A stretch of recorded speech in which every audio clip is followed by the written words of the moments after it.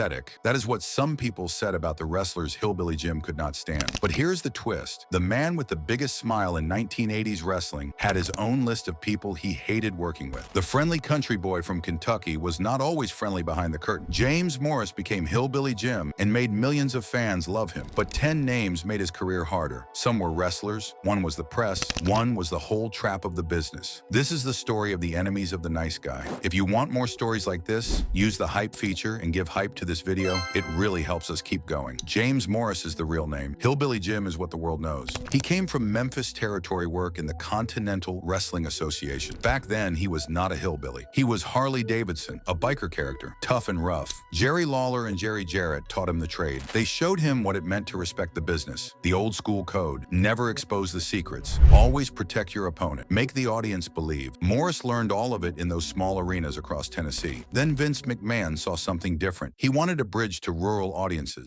The WWF was going national. They needed characters that spoke to everyone. Morris became the smiling mountain man in overalls. The public loved it instantly. He became a visible ally of Hulk Hogan, the biggest star in wrestling. That made him a target. Monsters wanted to prove their dominance. They went through Jim to get to Hogan. The hate in this story is mostly about safety, ego, cruelty, and chaos. See, Jim had strict rules about how the business should work. Anyone who broke those rules became an enemy. Let us count down the 10 names. Number 10 is Outback Jack. The WWF paired them as a tag team in the late 1980s. The Office wanted them to be future champions. Management saw two big men with unique gimmicks. They thought it would work. It never clicked with audiences. The partnership was dropped fast. Outback Jack was Humphrey Hayes from Australia. The gimmick was simple. He was a rugged bushman with a boomerang. He wore the hat and the vest. He had the accent, but the audience did not care about him. The character felt forced from the start. Jim was frustrated because creative mismanagement tied him to a failing act. He had no say in the pairing. He was told to make it work. Jack later claimed the team failed because Jim got injured. Or maybe they fell out of favor with the powers that be. Different stories came out over the years. Jim saw it differently than Jack did. He was stuck mentoring weaker acts again. When it did not work, he looked bad. The Office blamed him for not making it succeed. They said he should have carried Jack to success. Jim hated being the babysitter for international attractions that lacked charisma. Jack did not have the technical ability to sustain a high-level push. The matches were awkward to watch. The chemistry was not there at all. Jim was relegated to a mentor role he never asked for. The bitterness was real and deep. He chose to smile in public. He shook hands with everyone. He did the interviews professionally, but backstage he resented being tied to gimmicks that embarrassed him. The Outback Jack failure was creative's fault, but Jim carried the blame for it. That is how the business worked. The Office makes bad decisions always. The workers take the heat every time. Number 9 is Uncle Elmer. Stan Frazier performed as Uncle Elmer in the Hillbilly family. Jim was not just in the act. He managed it completely. He acted as the liaison between the family and Vince McMahon. That made every problem his problem. Every missed show became his fault. Every botched match was on him. Every complaint from the Office landed on Jim. It all landed on Jim's shoulders. Uncle Elmer had reliability problems, serious ones that hurt business. He failed to show for scheduled events. No call to anyone. No explanation for anything. Just did not turn up. Jim had to face a furious Vince and explain where Elmer was. Vince did not care about excuses. He wanted bodies in the ring. One incident in the 1980s caused major backstage turmoil. Elmer did not attend a scheduled show with paying fans. Jim was held responsible for a colleague's lack of professional discipline. He took the verbal beating from Vince. He had to smooth things over. Critics called the Hillbilly family a bottom-of-the-card attraction. They said it relied on stereotypes instead of wrestling ability, fat jokes, and rural cliches. Jim hated being tied to performers who did not match his commitment. He felt Elmer did not have the technical aptitude to succeed. The physical limitations were obvious to everyone. Elmer could barely move in the ring. The gimmick made Jim look bad. He was the face of it, the leader of the whole group. When Elmer messed up, Jim took the heat. The eventual dissolution of the Hillbilly family was necessary.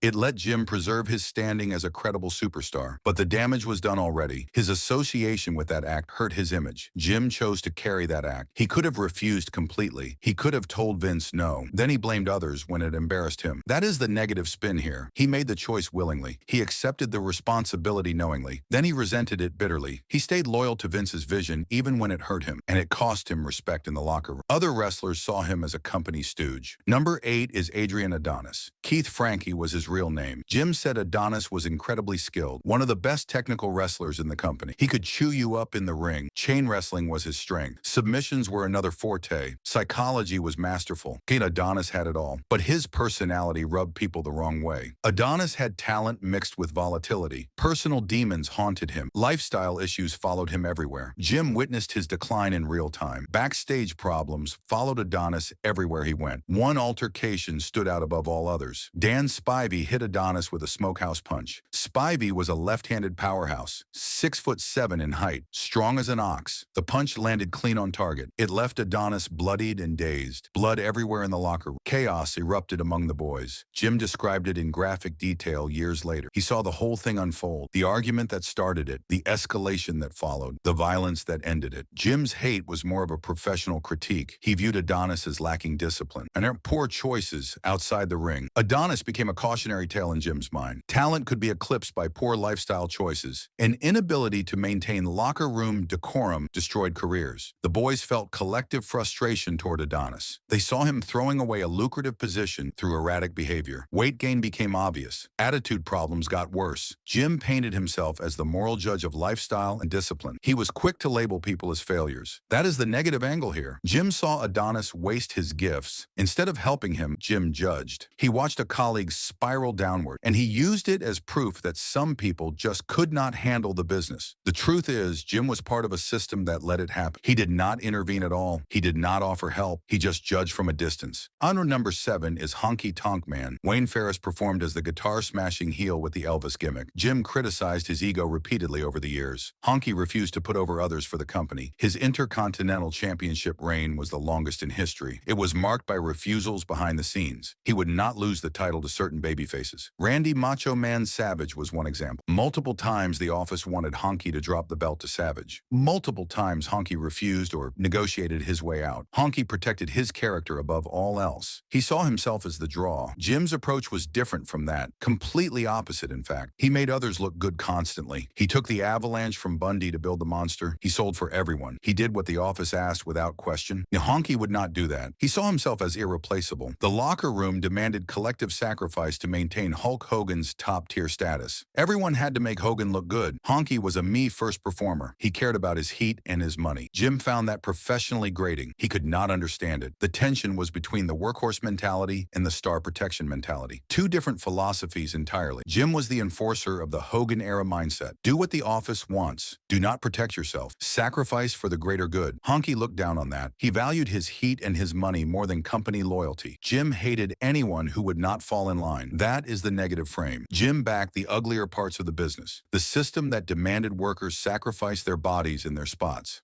Give everything for Vince's vision. Honky saw through it. He protected himself wisely. He knew his worth. Jim saw that as selfish. But maybe Honky was just smart. Jim was the company man willing to be used. Honky was the businessman who understood his value. The hate between them was ideological, fundamental at its core, and it showed the real cost of loyalty in that era. Number 6 is Bad News Brown. Alan Coge was a legitimate Olympic judoka, bronze medal winner in 1976. Real credentials from Montreal. He performed as a nasty loner. His reputation was fearsome. Backstage and in the ring, Jim was the consummate team player, a Hogan loyalist who thrived in collaboration. He loved tag matches, 6-man tags especially, battle royals too, anything that required teamwork. Brown was the opposite in every way. He prided himself on being difficult, on not fitting in. At the 1988 Survivor Series, Brown abandoned his own team. The Honky Tonk Man and Ron Bass were on it. Brown left after a disagreement during the match. He just walked out. It cemented his reputation as uncooperative, impossible to work with. Jim participated in large-scale tag matches and battle royals all the time. It was his bread and butter. Brown's energy was a professional hurdle, a constant problem for Jim. The conflict was ideological at its core. Jim valued sports entertainment spectacle and team synergy, making the crowd happy, selling tickets for Vince. Brown valued his individual credibility as a real fighter. He did not care about the show. He cared about looking legitimate, looking tough and real. Jim needed group control, structure, and order. Are everyone on the same page? He hated anyone who would not play along. Brown would not fall in line. He saw the business differently. To him, wrestling was about looking legitimate, not about selling tickets for Vince, not about making Hogan look good. Jim was trapped in the Hogan machine. Everyone had to make Hogan look good. That was the rule. Brown refused that rule. That made him dangerous to the system. Jim framed him as a problem, but Brown was just protecting what made him special. His independence was everything. His legitimacy mattered most. Jim could not stand that. It threatened the whole system Jim believed in. The negative angle is clear. Jim was the enforcer, Brown was the rebel, and Jim hated him for it. Number 5 is Big John Studd. John Minton was his real name, 7 feet tall exactly, over 300 300 pounds easily. And Stud was an established giant in the business, a veteran of many years. He viewed Jim's rapid ascent as a threat to his position. Stud had the premier giant heel role for years. He was the monster. Jim's rise put that in jeopardy. Suddenly, there was another big man getting pushed. The locker room was full of monsters during that era. Stud, Bundy, one-man gang, Andre the Giant too. They were physically imposing and socially insular. They stuck together always, protected their spots fiercely. Stud's adversarial nature showed clearly in how he treated newcomers, anyone who threatened the established order. Ted Arcidi was a world-class powerlifter, massive strength record holder, no wrestling experience whatsoever. Jim was often paired with him in matches. Stud wrestled Arcidi with noticeable stiffness and open contempt when he made it clear what he thought. He viewed the weightlifter as an intruder with no legitimate wrestling skills, no respect for the business. This was elite gatekeeping at its finest, protecting the profession from outsiders. Jim found himself caught between the established veterans' rigid codes and the company's desire to push new attractions. Celebrities from outside wrestling, athletes from other sports, bodybuilders with no experience. Vince wanted them all. The veterans hated it. Stud was vocal in his opposition to the shifting industry. He did not hide his feelings. He confronted colleagues about NFL players and celebrities in WrestleMania. He shouted that it was the wrestlers who sold tickets. The monsters sold tickets, not the outside entertainers. As this ideological clash between the old-school worker and the sports entertainment model created constant tension, Jim had to navigate it carefully. He was a primary face of the new era, but Stud represented the old guard. The hate was about spot protection and gatekeeping. Stud would not let anyone take his place. Jim was trapped between old-school gatekeepers and the new corporate push. He hated the politics, but he still played politics himself. That is the negative spin. Jim complained about Stud's gatekeeping, but Jim did the same thing in his own way. He protected Hogan fiercely. He enforced the company line. He was just as guilty as Stud. Number 4 is King Kong Bundy. Christopher Pallies weighed 458 pounds, a legitimate giant monster. Jim weighed 320 pounds. Big, but not Bundy big. Bundy's working style was stiff, legitimately dangerous and exhausting. Jim said it clearly in multiple interviews. He did not hold back. During the mid-1980s, Bundy was being groomed for a main event program with Hulk Hogan. WrestleMania 2 was the goal. That required him to decisively defeat top-tier babyfaces, build his monster credibility. Jim was the primary candidate for those beatings. His size and popularity made him perfect for the role. The sacrificial lamb. The physical reality of wrestling Bundy was brutal, punishing beyond measure. The 458-pounder's maneuvers were not always light or cooperative. Some workers made it look good. Bundy made it hurt. The avalanche splash was Bundy's signature corner move. He would charge across the ring, full speed ahead, all that weight moving. It involved a high-velocity impact that would jar Jim's entire frame. Ribs took damage. Back took damage. Everything hurt. Jim told Bundy directly during matches, "Chris, you are killing me." Not kayfabe talk, real talk. The stiffness of Bundy's kicks and strikes was too much, beyond professional standards. In 6-man tag matches, Jim teamed with Andre the Giant and Captain Lou Albano. Legends, both of them. They faced Bundy and Big John Studd, the monster team. Jim was tasked with absorbing the majority of the punishment every single time. That was his role. Studd and Bundy would aggressively take over on Jim. They worked him pretty good. Stiff shots everywhere. Hard slams repeatedly. It was designed to build sympathy before the inevitable tag to Andre. The crowd would go wild when Andre finally got in. Jim's critique of Bundy is an indictment of a specific era, a giant wrestling where physical intimidation was prioritized over safety. Jim was the loyal sacrifice. He took the beating to make Bundy look like a monster, night after night. But he resented it. He hated the very monster building he helped enable. That is the negative frame. Jim could have refused. He could have protected himself like Honky Tonk Man did, but he did not. He took the punishment. Then he complained about it later. He was part of the system. He enabled Bundy's stiffness by never saying no. The hate was real, but so was the complicity. Number 3 is Dynamite Kid. Thomas Billington was a revolutionary in-ring athlete, changed the business forever. High-flying moves were innovative. Technical mastery was unmatched, but his personality was volatile, cruel even. His treatment of others crossed every line. Billington and his partner, Davey Boy Smith, were the British Bulldogs, tag team champions. They were notorious for ribs, practical jokes that were sadistic and even criminal in nature. Not funny, dangerous. Jim provided detailed accounts of the atmosphere of fear they created. Everyone was terrified. The ribs were not humorous. They were designed to humiliate and physically discomfort colleagues, destroy them psychologically. Shaving eyebrows was one. They would wait until someone passed out drunk or fell asleep. Then they would shave their eyebrows off. Using blue hair dye on sleeping colleagues was another. That caused social embarrassment and made it difficult to perform a character on television. Placing mattresses in bathtubs filled with water caused sleep deprivation. You would come back to your hotel room exhausted, fall into bed. Mars soaking wet. Chronic fatigue during high-intensity touring cycles was the result. No rest. Spiking drinks with laxatives or other chemicals caused physical illness and disrupted travel. Imagine being on a bus for 8 hours with your stomach destroyed. Dismantling personal belongings or hotel furniture led to financial loss and professional stress. They would take apart your entire room, your suitcase, everything. Jim respected Billington's athletic talent. He said it openly. The kid could work, but he viewed his personality as a stain on the profession, a black mark. The hate was directed at the disruption of the locker room's social contract. Wrestling was supposed to be a brotherhood. Jim was gregarious and humble. He wanted everyone to get along. Maui, he found the Bulldog's arrogance and cruelty fundamentally at odds with the family atmosphere he sought. They destroyed that. Jim was angry at bullies, but he was still part of a system that let it happen. That is the negative spin. Jim never stopped Dynamite. He never stood up to him. He just complained in shoot interviews decades later. He was scared like everyone else. The hate was real, but the action was not. Jim let the bullies run wild. Then he acted like a victim. The truth is, Jim could have done more. He chose not to, and that makes him complicit. Number 2 is John Stossel. This is where Jim looks worst. Absolutely worst. Stossel was not a wrestler. He was an ABC News reporter, a journalist. In December 1984 at Madison Square Garden, Stossel was filming a 2020 segment, an investigation into wrestling. He asked David Schultz if wrestling was fake. A simple question. Schultz slapped Stossel twice, hard, on camera. The assault led to a landmark lawsuit, national news coverage. Schultz's career was permanently damaged. He was fired, blackballed. Jim's reaction is deeply telling of who he really was. He expressed visceral dislike for Stossel, hatred even. Jim called him a little weaselly, slick-haired Yankee. The original quote was far more profane, but the meaning was clear. Jim despised this man. The profanity has been sanitized for YouTube, but the hatred was unmistakable. Jim's hate for Stossel was rooted in perception. The reporter was attempting to expose and disrespect a business that provided livelihoods for hundreds of men, their families, their children. Even in modern retrospectives, Jim defends the ethos behind Schultz's actions. Not the brutality, not the violence, but the idea that Stossel's behavior in front of the boys was a direct provocation. It warranted a defensive response. Someone had to protect the business. This antagonism reflects a broader trend of the 1980s, the struggle to maintain kayfabe against an increasingly skeptical mainstream media. Newspapers everywhere, television coverage. Everyone wanted to expose wrestling. Jim viewed reporters like Stossel as existential threats to the industry's magic and mystery. If people knew it was scripted, they would stop coming. His disdain for Stossel is a primary example of his loyalty to the old school ways. He valued that over mainstream media approval, over truth. Jim was aggressive, tribal, and supportive of violence in defense of kayfabe. That is the negative angle. Jim backed a system that used physical intimidation to protect lies. He hated a journalist for asking a question, a legitimate question. Wrestling was scripted. Stossel was doing his job. Jim saw that as an attack. He sided with violence. That shows the uglier side of his professional philosophy. The hate for Stossel reveals Jim's true priorities. Loyalty to the boys over honesty with the public. The smile hit a harder edge. Number 1 is the trap. This is the biggest, the most serious. The real enemy was not a person. It was the business itself, the industry, the lifestyle. Jim termed it the trap, the lifestyle and industry machine that destroyed people, ground them up, spit them out. He spoke with visible emotion about the deaths of colleagues. Real tears, real pain. Kurt Hennig and Owen Hart were the names he mentioned most. Mr. E. Perfect in the tragic fall in Kansas City. Preventable deaths. Unnecessary deaths. Jim's critique of Hennig is particularly illuminating. He expressed lingering anger that such a great worker who knew better would fall into the lifestyle traps. Hennig was smart, talented, experienced. Substance abuse and the grueling physical demands led to his premature death, dead at 44, too young. This adversarial relationship with the industry's darker side is a recurring theme in Jim's interviews. He contrasted his own relatively healthy lifestyle with the sad endings of his peers. He refused to party with Hogan and others. He saw what happened to those who did. The cocaine everywhere, the pills constantly, the alcohol flowing, the deaths mounting, the addictions growing, the broken bodies piling up. The trap consumed his friends one by one.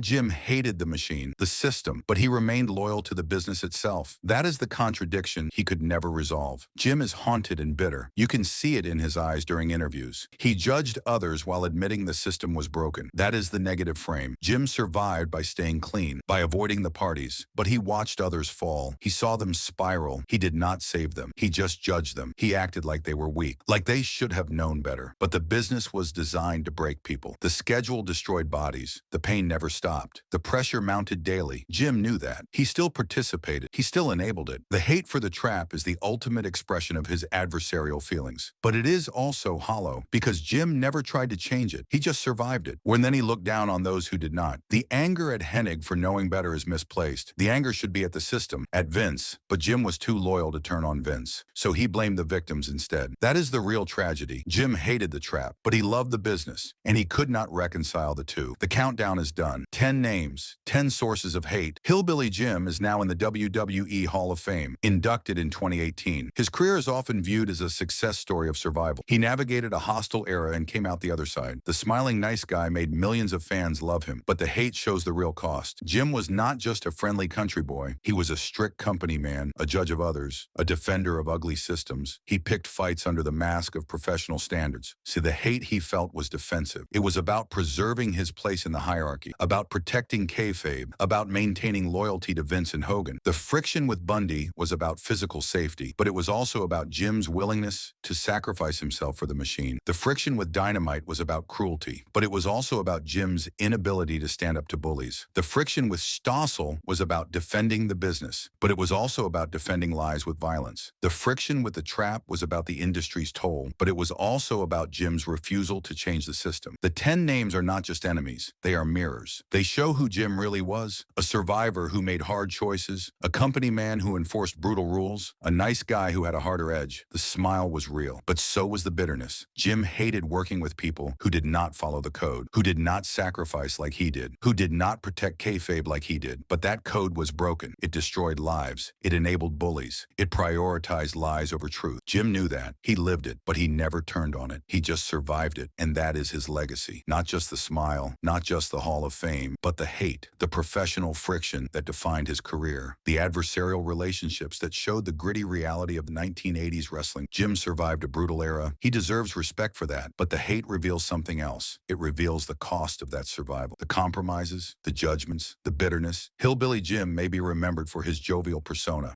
but his professional legacy is deeply informed by these adversarial relationships. The hate he expressed was a rejection of unprofessionalism and physical negligence, but it was also an acceptance of a broken system. The 10 names are part of wrestling history. Outback Jack, Uncle Elmer, Adrian Adonis, Honky Tonk Man, Bad News Brown, Big John Studd, King Kong Bundy, Dynamite Kid, John Stossel, and The Trap. They represent the specific friction points. They were symptomatic of broader challenges, the physical toll of monster wrestling, the behavioral deviations, the management failures, the existential enemy of self-destruction. Jim faced it all. He hated it all, but he never walked away. He stayed loyal. He smiled. He took punishment. He enforced rules. He judged weakness. He defended lies, and he survived. That is Hillbilly Jim, the nice guy with enemies, the friendly face with edge, the Hall of Famer haunted by hate, the man who loved the business and hated what it did. The contradiction defines him, the smile and bitterness, the loyalty and judgment, the survival and cost. Respect his navigation of a hostile era, acknowledge his Hall of Fame induction, celebrate his contributions, but remember the hate, remember the friction, remember the price he paid, and remember the price others paid. Because this story is not just about one career, it is about an entire era, an era of brutality, warfare, loyalty to broken systems, and destruction of lives for entertainment. Jim lived through it. He hated parts, but he never stopped it. He survived, and that survival had a cost. Watching friends die, enabling bullies, defending lies, judging victims, staying loyal to a machine that consumed everyone. That is the real story, not just friction, but moral compromises of survival. The smiling nice guy had enemies, but the biggest enemy was the one he could never defeat, the business itself, the trap that caught everyone, including